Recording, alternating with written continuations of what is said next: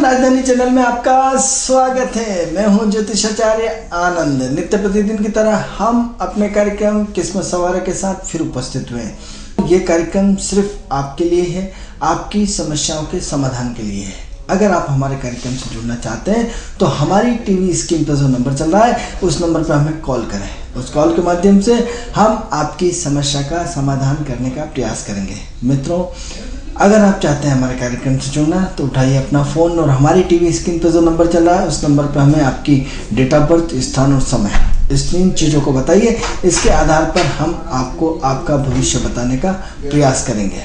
मित्रों, अगर आप चाहते हैं आपकी विदेश यात्रा हो, अगर आप चाहते हैं कि आपके जीवन में परिवर्तन आए, अगर आप अपने कर्ज से मुक्त चाहते हैं, अगर आप चाहते हैं कि आपके बच्चा किस विषय में जाना चाहिए, उसको साइंस, अंग्रेजी, गणित क्या लेना चाहिए, अगर आप चाहते हैं कि आपका इम्पोर्ट एक्सपोर्ट का काम कैसा रहेगा, आप अपने बच्चे के विवाह को लेकर के चिंतित हैं, आप अपना प्रमोशन चाहते हैं, ट्रांसफ़र चाहते हैं, अपना मकान बनाना चाहते हैं, वाहन लेना चाहते हैं, या फिर शेयर बाज़ार में आप अपना इन्वेस्टमेंट करना चाहते हैं, तो अपना उठाइए फ़ोन और हमारी टीवी स्क्रीन पर जो नंबर चल रहा है उस पर हमें कॉल करें।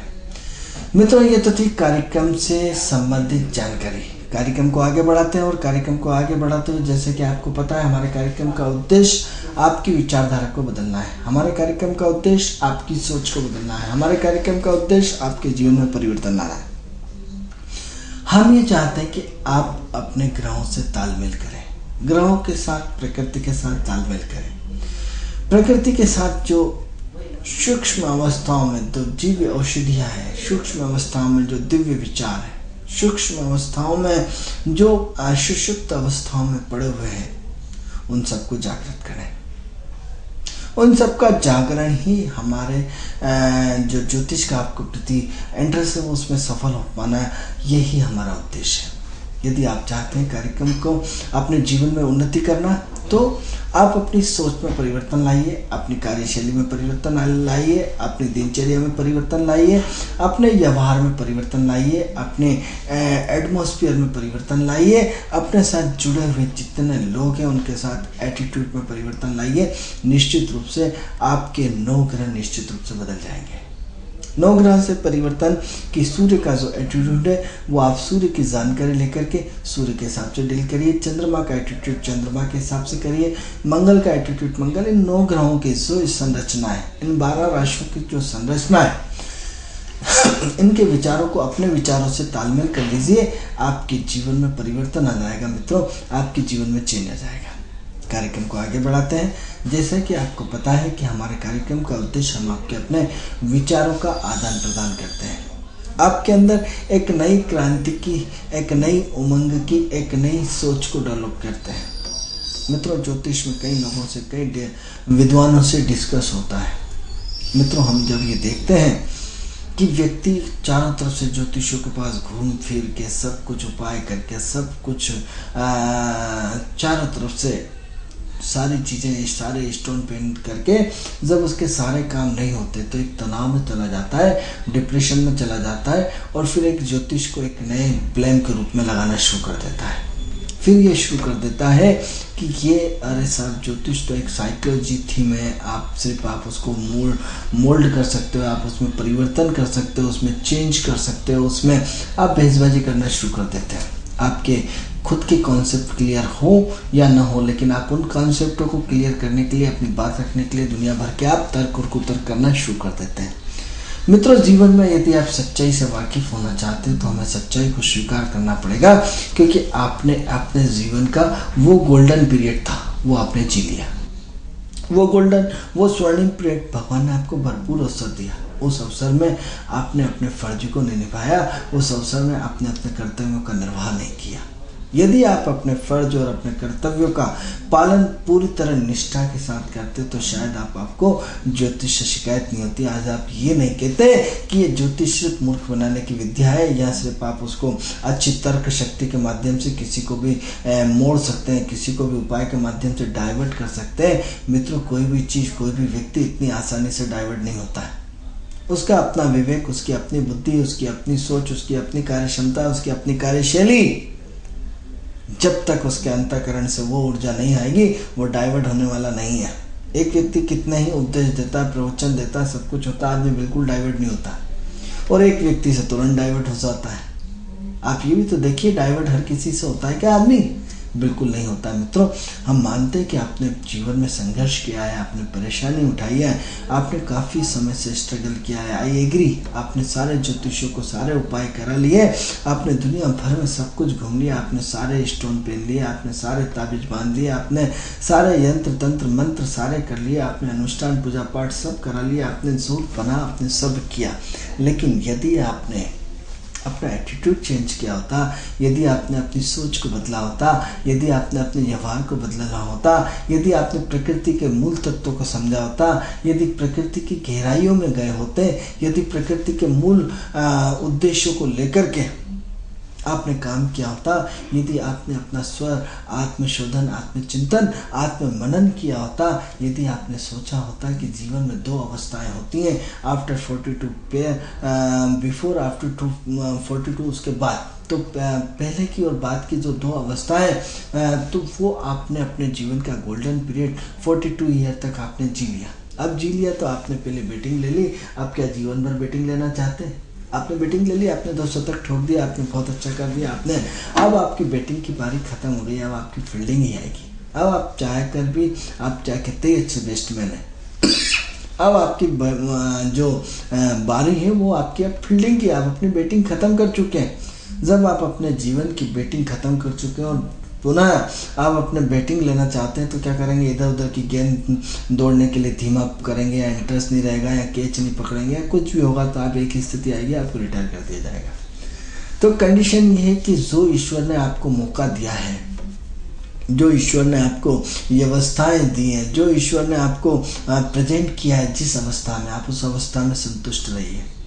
आप संतुष्ट नहीं रहेंगे, आप परेशान हो जाएंगे, क्योंकि आपकी घर में यदि जितना धन लिखा है उतना ही मिलेगा, चाहे पुत्र के माध्यम से मिले, चाहे खुद के माध्यम से मिले, चाहे पिता के माध्यम से मिले। आप अपनी कितनी गहराइयों में जाइए कि आपने कितने पाप किए।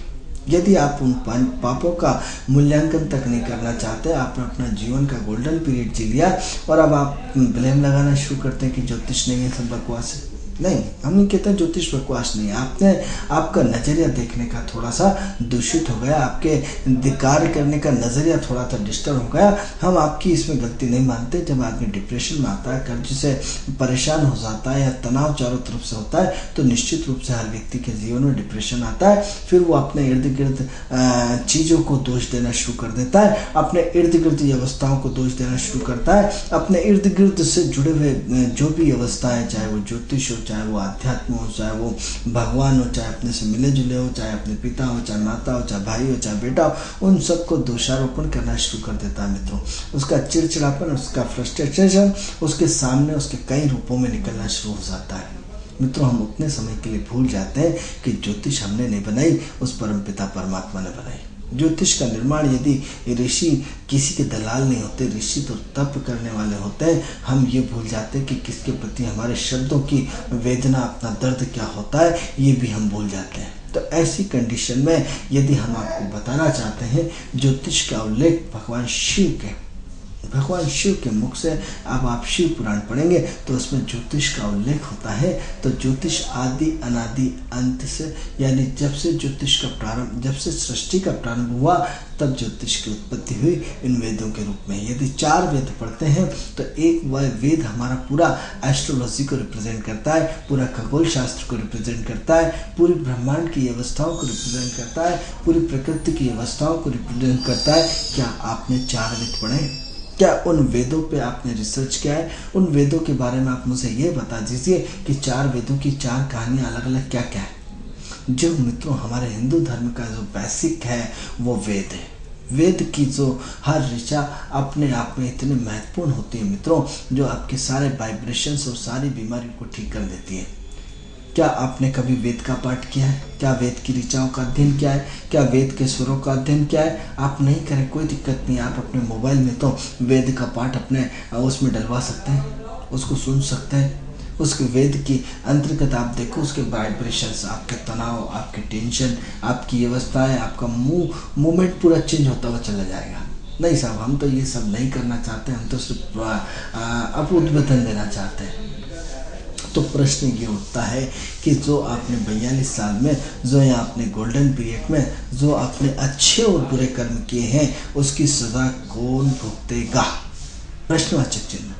यदि आपने जीवन में आपने दारू पी है, आपने मुर्गा खाया, आपने अय्याशियाँ करी, आपने गलत काम किया है, आपसे जुड़े हुए आपने भी किया, आपके मित्र ने किया, लेकिन किया तो है ना।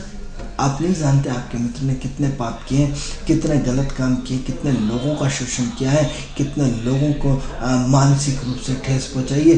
उन सब की सज़ा प्रकृति थोड़ी स्वयं को भोगना पड़ेगा। जब आपने गोल्डन पीरियड था, आपका पावर था, इसलिए आप हर व्यक्ति ने आपकी मजबूरी में उसको सुन लिया, लेकिन आज आपका गोल्डन पीरियड खत्म हुआ है। तो ये आपकी मजबूरी आपको डिफेक्ट करेगी, आपको परेशान करेगी, आपको उलझनों में लाएंगी। तो ऐसी कंडीशन में मित्रों आपको क्या करना पड़ेगा? क्या ज्योतिष पे आरोप लगाने से आपकी समस्या हो जाएगी? क्या भगवान पे आरोप लगाने से आपकी समस्या हो जाएगी? क्या आप कहेंगे कि अच्छे तर्क से हम आपको किसी को भी हम ट्रीट कर सकते हैं, इससे समस्या हो जाएगी?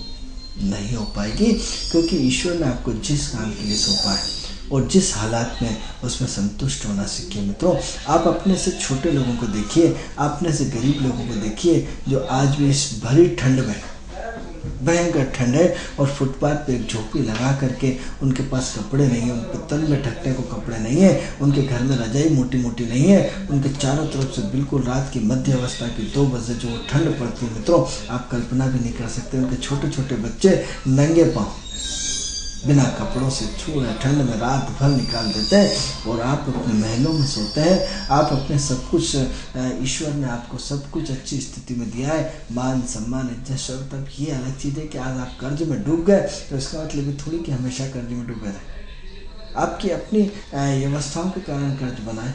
यदि कोई चीज़ आपको लंबे समय तक नुकसान कर रही है तो उसको बंद करने में सार, लेकिन आपको अपने ईगो के कारण या आप अपने व्यक्तिगत हट के कारण उस चीज़ को आप समझ नहीं पा रहे।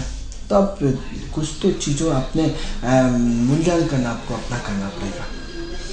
यदि कुंडली के 4-8 भारत जो हाउसेस हैं, यदि आप अपना मूल्यांकन करें बचपन से लेकर आज तक के आपसे जुड़े हुए आपने कितने लोगों को कष्ट दिया, चाहे आपके इमोशनल रिश्तों को आपने कितने हद तक गहराई से सहा, कहीं न कहीं कुछ न कुछ तो गलतियां हैं।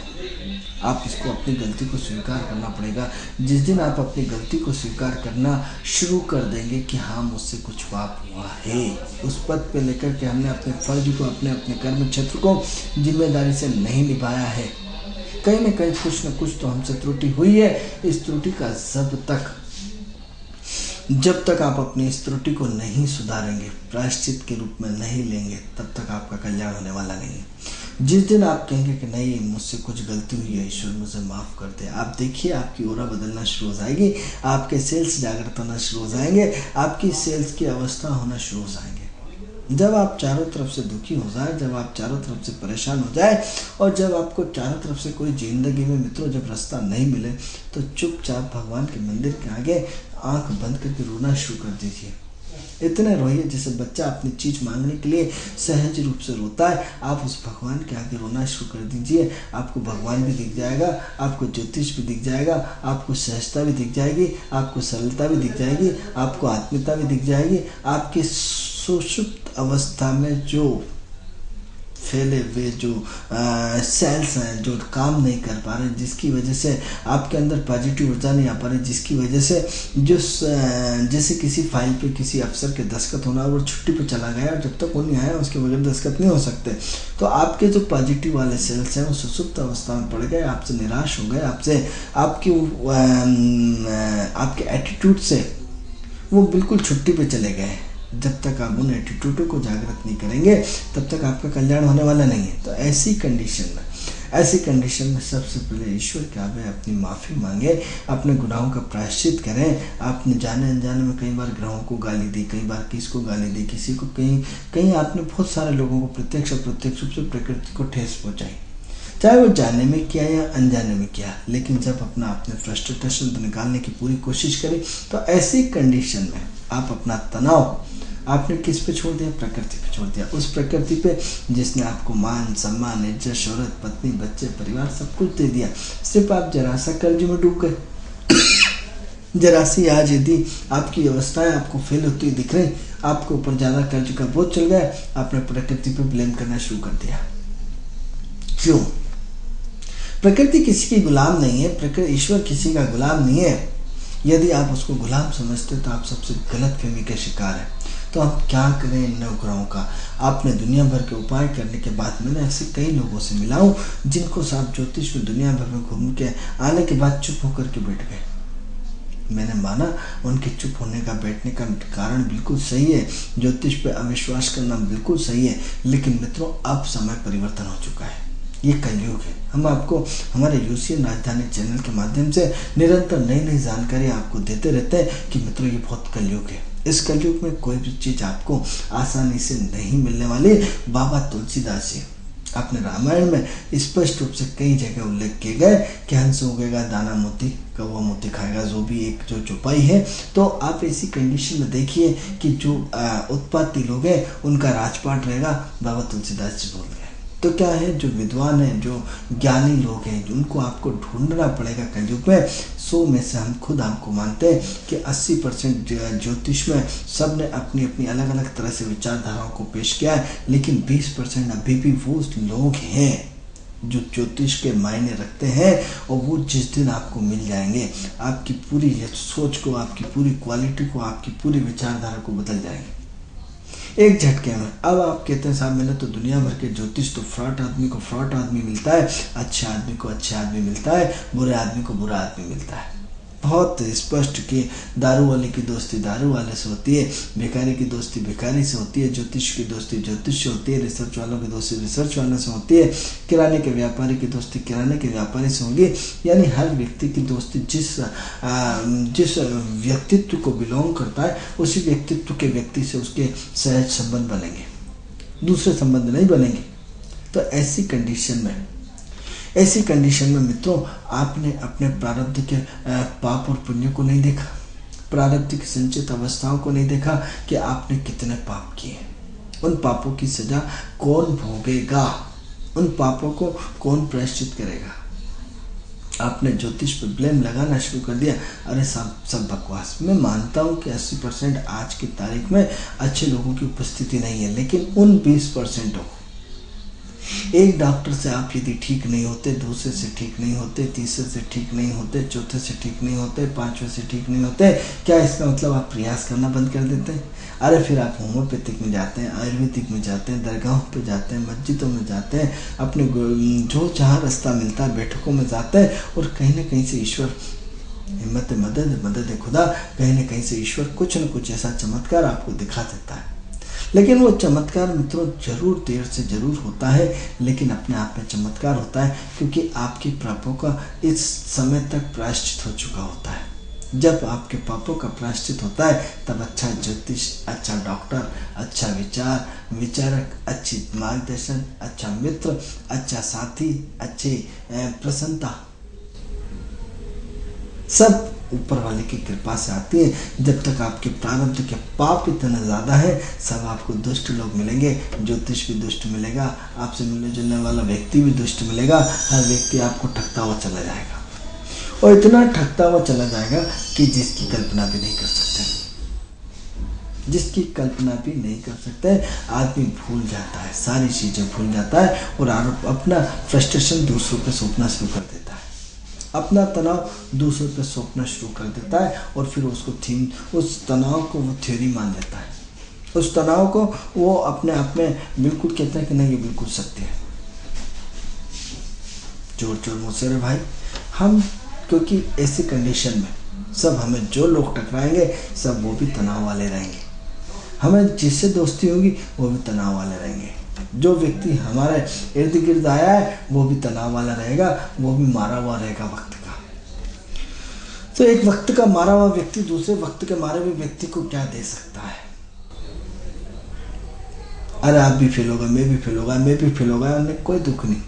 अब यदि 10 में से 9 लड़के पास होते, एक फेल होता, तो उसको दुख होता कि इसके 9 मेजोरिटी के चले गए, लेकिन 9 के 9 फेल हो गए, एक पास होगा, नहीं आओ एक ही पास हुआ, उसके तो एक ही निकला, बाकी तो 9 तो फेल हो गए। आपको क्या संतोष हो जाएगा? आपको दुख नहीं होगा।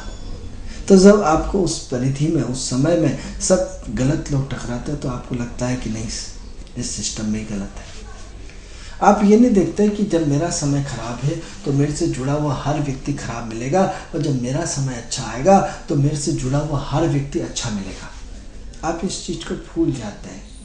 मैं कोई प्रवचन नहीं दे रहा हूँ, मैं कोई उद्बोधन नहीं दे रहा हूँ, मैं सिर्फ आपको एस्ट्रोलॉजिकल उपाय के विषय में चर्चा कर रहा हूँ। क्योंकि यदि किसी ज्योतिष ने आपको मूल तत्व पहले दिन समझा दिया होता कि देखो भैया ये 3 साल आपके बहुत खराब हैं, इन 3 सालों में हम टुकड़ों में धीरे धीरे निकालेंगे, आपको मेंटली रूप से प्रिपेयर किया होता तो शायद इतना तनाव नहीं होता। क्योंकि आप मेंटली रूप से प्रिपेयर होते हैं कि ये मेरे 3 साल अच्छे नहीं हैं, या मेरी ये पूरी दशा अच्छी नहीं है, या मेरे 10 साढ़े 8 साल दशाएं अच्छी नहीं है। ये यदि भान किया होता तो शायद दिक्कत नहीं होती। अब इसी चर्चा को हम आगे बढ़ाते हैं, आपके लिए भी ज्योतिषियों के लिए भी। प्रश्न क्या उठता है कि उपाय की जब हम चर्चा करते हैं तो लग्न का उपाय किया जाता है। अब जो भी आपका लग्न हो या लग्नेश हो उसका उपाय किया जाता है, पंचम या नवम उससे उपाय किया जाता है। एंटी क्लॉक थ्योरी और क्लॉक थ्योरी, यानी मंगल आपकी गर्म ऊर्जा का है और मंगल आपका डिस्टर्ब है तो चंद्रमा पिना दिया जाता है, और चंद्रमा आपका ठंडा है तो मंगल आपको पिना दिया जाता है। शनि खराब है तो राहु पिना दिया जाता है या मंगल पिना दिया जाता है। मंगल खराब है तो राहु या शनि पिना दिया जाता है, बैलेंसिंग पार्ट करने के लिए उसका अपोजिशन।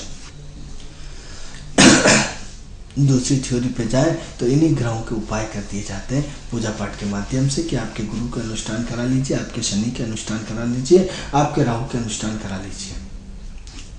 तीसरा पूजा पाठ कराई जाती है कि काल सर्प योग के साथ पूजा करवा लीजिए। पूजा पाठ नासिक में करवा लीजिए, पीपल के पेड़ के नीचे करा लीजिए, उज्जैन में करा लीजिए। चौथा कहीं न कहीं हवन के माध्यम से भी कई बार साहब आपके गुरु का हवन करेंगे, आपके शनि का हवन करेंगे, 9 ग्रहों में से 9 ग्रहों की शांति का हवन करेंगे। पांचवा, यदि आपको आप इनमें फंसे हुए नहीं बचते तो एक यंत्र बना करके हम आपको दे देंगे कि इस यंत्र की रोज पूजा करिए, श्री यंत्र की पूजा करिए। आपसे मित्रों सिर्फ एक ही प्रश्न है कि होटल की रोटी खाने में और बाहर की रोटी खाने में अंतर क्या है। रोटी जैसी रोटी होती है, अनाज जैसा अनाज होता है, दालें जैसी दालें होती है, वो सब उसी किराने की दुकान से आती है। जिस दुकान से आपने खरीदी उसी दुकान से होटल में भी आए। मित्रों होटल में और घर में, घर की जो माँ, जो पत्नी, जो बहन, जो हमारे मिलने वाले बनाते हैं उसमें एक आत्मिक प्रेम रहता है। उस आत्मिक भोजन में प्रेम का पुट रहता है कि मेरे बच्चे, मेरे पति भरपेट भोजन करें इसलिए अच्छा भोजन बने। लेकिन उस होटल वाले भोजन में आत्मिकता का पुट नहीं रहता, सिर्फ अंतर इतना है मित्रों। इसलिए हम घर की रोटी को ज़्यादा पसंद करते हैं, बाहर की रोटी को कम पसंद करते हैं। अब इसका उदाहरण का इस एस्ट्रोलॉजी से क्या लेना देना। कई लोग बहुत दिमाग वाले होते हैं, प्रश्न करेंगे कि साहब ये उदाहरण इसका क्या लेना देना। हम आपको मित्रों बताते हैं कि जिस पूजा पाठ आपने जिस पंडित से कराई, क्या उसने आत्मिक रूप से करी या सिर्फ एक धंधे के रूप में, बिजनेस के रूप में। आपके संतोष का व्यवसाय यही है, उसका काम यही है, उसने उस भाव से नहीं करी, उस पवित्रता के साथ नहीं करी, उस सहजता के साथ नहीं करी, उस सरलता के साथ नहीं करी। क्योंकि आपने उससे 500 रुपये में सारा ठेका ले लिया, 2000 में ठेका ले लिया, अरे उसके भी पत्नी, बच्चे, परिवार खर्च सब है, और आपने 2 दिन यदि 8 दिन आपके लिए वो पूरा अनुष्ठान पूजा पाठ कर दिया, आपने रिटर्न उठा के 1000 रुपये दे दिए। उस 1000 से उसकी जीवनचर्या नहीं चलती, आपने उसका शोषण किया। क्यों वो आपके लिए इतनी मेहनत करे। हाँ ठीक है, पंडित जी कर दिया हवन, हाँ सब कर दिया, पंडित जी कर दिया, हाँ सब कर दिया, आपने उससे सोपा नोट पकड़ा दिया, उसकी आत्मा तृप्त हो गई। क्योंकि आप बड़े आदमी थे, आपको कुछ नहीं बोल पाए, लेकिन उसकी आत्मा का एक एक तार हिल गया। क्योंकि आज वो घर बोल के आया था कि आज मुझे 2000 रुपये मिलेंगे और बच्चे की फीस जमा हो जाएगी, आपने उठा के 500 का नोट दे दिया। वो इस सोच पे गया था कि बहुत बड़ा आदमी है और बड़ी सोच लेके होगा। अब उसे क्या मालूम कि वो छुटपाती आदमी है, बड़ा वक्त ने बना दिया, लेकिन वो खानदानी नहीं है। खानदानी होता तो किसी के दर्द को समझता, बड़ा आदमी होता तो वो देता 2000 नहीं 2100 देता, 3100 देता। क्योंकि लक्ष्मी कभी किसी की सगी नहीं होगी। आज यहाँ आज यहाँ आज यहाँ आप अपने गाड़ी में पेट्रोल पे खर्च कर देते हैं, 5 स्टार होटलों में खर्च कर देते हैं, दुनिया भर में अपने बर्थडे पार्टियों में खर्च कर देते हैं, बड़ी बड़ी चीज़ों में अननेसेसरी बच्चों को महंगे महंगे खिलौने लेकर के खर्च कर देते हैं। लेकिन जब आपके भविष्य का प्रश्न आएगा तो आप अपनी कैंची चला करके पूरा भविष्य बिगाड़ लेते हैं, एक ज्योतिष का शोषण करते हैं। अब जब शोषण करते हैं फिर आप उम्मीद करते हैं अरे साहब वो तो सब बकवास है, सब करा लिया, 1 पंडित को, 2 पंडित को, 3 पंडित को, क्योंकि उसका आत्मिक पुट नहीं था, क्यों रिजल्ट मिले। इसी टाइप से हम श्री यंत्र की बात करते हैं या जितने भी ताबीज या कहते हैं यंत्र जो भी है, वीसा यंत्र या दुनिया भर के जितने यंत्र अलग अलग ग्रहों के अलग अलग यंत्र बनते हैं, राहु का, शुक्र का, केतु का, हर ग्रह का एक यंत्र बनता है। उस यंत्र में एक शुभ मुहूर्त में ब्रह्म काल में उठ करके एक पूरा एक शुभ नक्षत्र देख करके, शुभ घड़ी देख करके, शुभ लग्न देख करके उसमें उसका पूरा का पूरा एक प्राण जैसे मंदिर में प्राण प्रतिष्ठा की जाती है, उस यंत्रों में भी प्राण प्रतिष्ठा की जाती है। कभी अलग से हम इस यंत्रों के बारे में आपसे डिस्कस करेंगे, लेकिन चूंकि विषय चल रहा है आपके उपाय का, इसलिए बताना ज़रूरी है। उसने बेचारे ने 4 बजे उठ करके आपके विशेष मुहूर्त और विशेष उसमें सब कुछ किया और आपको बड़ी आत्मीयता के साथ यंत्र बना के दिया। आपने उठा के 100 रुपये पकड़ा दिए, अरे तांबे का पात्र तो है। आपने उसकी निष्ठा, उसकी भक्ति, उसकी सहजता को आपने उसके टुकड़े टुकड़े कर दिया। आपने अपनी अय्याशी के लिए लाखों रुपए खर्च कर दिए, लेकिन एक जिससे आपका भविष्य बनने वाला है, जिससे आपका भविष्य सुधरने वाला, जिस व्यक्ति ने 4 बजे उठ करके भोर काल में आपके लिए ईश्वर से प्रार्थना करी, आपने उसके दिल के टुकड़े टुकड़े कर दिए, आपने उसका पारिश्रमिक नहीं दिया, तो फिर ये बताइए उसका फल कैसे मिलेगा। वो रो दिया आपके सामने, भली ने रो दिया, हंस दिया, ठीक है बड़ा आदमी है, फिर काम पड़ेगा, हो सकता है जरूरत पड़े, कोई दिक्कत नहीं, लेकिन आपने उसका शोषण कर दिया। आपने उसमें कुर्सी पे बैठ करके अपने पद का दुरुपयोग कर दिया। ये छोटी छोटी चीज़ है। इसलिए मित्रों, यदि फिर आपको जो एक पंडित, दूसरा पंडित, तीसरा पंडित, आपने किसी भी पंडित से दुआएं नहीं ली, वो आपके लिए दुआएं मांगता है, वो आपके लिए प्रेयर करता है, वो आपके लिए प्रार्थना करता है, बदले में क्या करते हैं, आप उसको खींची चलाते हैं, उसका शोषण करते हैं। फिर आप कहते हैं साहब ज्योतिष में दम नहीं है। अरे दम आपकी सोच में नहीं है, दम आपके इमोशनल शोषण में है। आपका एक तराजू पे आप बैठिए और दूसरे तराजू पे जो आपका भविष्य बता रहा उस पर उसको बिठाइए। आप उसकी जगह होते और आपके साथ इतना चीटिंग किया जाता, तब आपको क्या फल मिलता। फिर आप ज्योतिषों पे ब्लेम लगाएंगे, ज्योतिष पे ब्लेम लगाएंगे, ज्योतिष की विद्या पे ब्लेम लगाएंगे। अरे साहब सब बकवास है, सबको देख लिया। अरे देखा क्या, आपकी कर्म खराब थे, आपकी नीयत खराब थी, आपके विचार खराब थे, जिस वजह से प्रकृति ने आपको उसका फल नहीं दिया। आप देखिए जो बड़ी बड़ी कंपनियां हैं, वो पुण्य ये वो लपक के कराती, तो उनको भगवान दिन दुगनी रात चौगुनी देता है। और आप क्या करते हैं, ज्योतिष के साथ, ज्योतिष से जुड़े हुए व्यक्ति के साथ दिन रात दिन शोषण करते हैं, फ्री में उससे ज्योतिष दिखाते हैं, उसकी कुंडली का फ्री में विवेचन करते हैं, अपना कर्मचारी समझ कर उसको जब चाहे जब बुलाया, जब चाहे उसको जब कुंडली दिखवाई और जब चाहे जब उसका शोषण किया और बदले में उसका रिटर्न नहीं दिया। क्योंकि तो व्यवसाय, कोई बुराई नहीं। आप कभी भी किसी भी व्यक्ति को बुला करके उसकी कुंडली दिखवाइए, कोई बुराई नहीं, लेकिन उसका पारिश्रमिक तो दीजिए। आपने यदि रात में बुलाया तो उसको एक्स्ट्रा दीजिए, यदि आपने उसको घर पे बुलाया तो उसका एक्स्ट्रा दीजिए। आपने एक्स्ट्रा क्या दिया? यदि 500, 1100, 2100 फीस है तो आपके घर की विजिट करिए। आजकल तो डॉक्टर घर पे विजिट करता है, वो सीधे 1500, 1000, 2000 ले लेता है। घर की विजिट के पैसे अलग होते हैं। क्या आपने अपनी बुद्धि का विवेक करके आपने घर की विजिट के पैसे दिए? नहीं दिए, हमने तो साफ शोषण करा। तो जब आप दूसरे का शोषण करेंगे तो ईश्वर आपको कैसे छोड़ देगा, प्रकृति आपको कैसे छोड़ देगी। प्रकृति का तंत्र, आपकी विधि के विधान के आगे सबको झुकना पड़ेगा। आप इसका एग्जाम्पल करना चाहते हैं तो आप देखिए कि यदि कोई कूली हो, यदि कोई मजदूर हो, आपने उसको 20 रुपए की जगह 30 दे दी, आप देखो उसकी प्रसन्नता का भाव। किसी ड्राइवर को आपने अपनी रोज गाड़ी चलवाते हैं और 100 की जगह 150 देती, आप देखो उसका प्रसन्नता का भाव। आपको दुआएं देखा कि भगवान ऐसा व्यक्ति सबको देना, ऐसा सेठ सबको देना जो कभी शोषण नहीं करता। आप उसको एक्स्ट्रा 1 घंटे चलवाई गाड़ी, उसका एक्स्ट्रा 1 घंटे पैसे दिया, लेकिन नहीं, आप उसके ड्राइवर का शोषण करेंगे। आप उन्हें नहीं, अभी तो 6 बजे था, 8 बजे तक वहाँ चल रहा है, उसने 2 घंटे के एक्स्ट्रा आपने पैसे नहीं दिए। आपकी जो ड्यूटी टाइम है उस ड्यूटी टाइम के अलावा यदि आपने उसकी एक्स्ट्रा मेहनत का शोषण कर रहे हैं, फिर कह रहे हैं साहब हमारे गृह तो काफ़ी लंबे समय से खराब है, तो वो 2 घंटे जब तक आपके यहाँ काम करेगा ढेर सारी बद्दुआएं देगा, इतनी सारी बद्दुआएं देगा कि आपने जितनी खरीदी करी, जितने परिवार की खुशियां ढूंढ रहे सब नेगेटिव में बदल दिया। उस गाड़ी पे बैठे बैठे आप अपने डीबी मॉल में बैठ करके ढेर सारा अपना एंजॉयमेंट कर रहे हैं, लेकिन वो बैठे बैठे गाड़ी में आपको दुआओं की जगह बद्दुआओं का पिटारा कि कब आएगा, कब मैं घर जाऊँ। उसकी पत्नी और बच्चे को फ़ोन हो रहा है, पापा आ जाओ मैं आपका इंतज़ार कर रहा हूँ, पत्नी इंतज़ार कर रही कहीं उसको जाना है, लेकिन आपने उस ड्राइवर का देह शोषण कर डाला। आपको ईश्वर कैसे माफ़ करेगा? फिर आप किसी ज्योतिष के पास जाएंगे कि देखो साहब बहुत बुरा समय चल रहा है।